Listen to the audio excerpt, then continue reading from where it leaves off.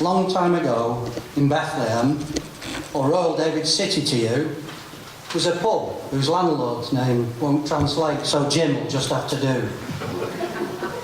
Jim were in the cellar doing innkeeping things, watering down a barrel a mile, when he heard a bit of a shout from upstairs. "Please help us, our Mary's with child." This couple, you see, were outside the inn, wanting to get in from the cold. And something about the way that they asked caused Jim to pause, truth be told. The girl was sat on this donkey, or ass. It were bleak, and the frost it were cruel, but Jim weren't really for letting him in. He had quite a strict no mule rule. But this poor lass were clearly expecting, sitting there, trying not to give birth. And the husband, Joe, said they couldn't get a room, though they'd looked for all they were worth. What with the census and a bank holiday weekend, Jim's rooms were chock-a-block too. But I tell you what, he offered at last, have a cowshed.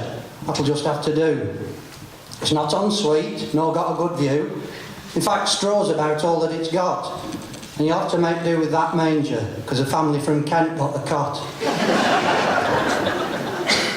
Jim left them then to open up the bar, and were busy letting down gin, when he noticed the whiff of sheep in the air, as 3 shepherds came dashing in.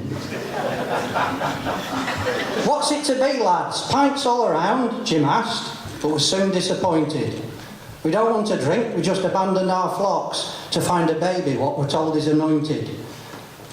"Try them 2 round back," said Jim in a sulk, fed up as his takings were poor. "If it's not enough that you've not bought a drink, you've trod sheep muck all over me floor."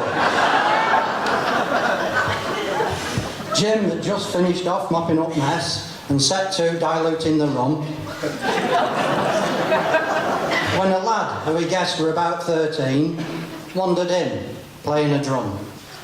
"Put a sock in it, son," the innkeeper yelled. "You can't want a drink, so maybe you'll want that couple outside in the yard. But you can't bang a bongo at a baby." Jim decided he'd best check up on the pair and see if the stork had delivered.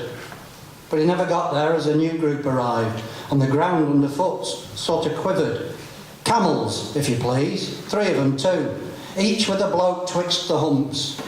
There were herald angels singing and all, which put Jimbo right in the dumps. "I've not got a licence for music," he said, "so pack that lot in and be quiet. This is supposed to be a silent night, but it sounds like you're starting a riot." "We're all kings, we are," said the one at the front, "and we've traversed afar," second cries. "Following yonder star," says the third, and Jim asked, "Are you sure that was wise?"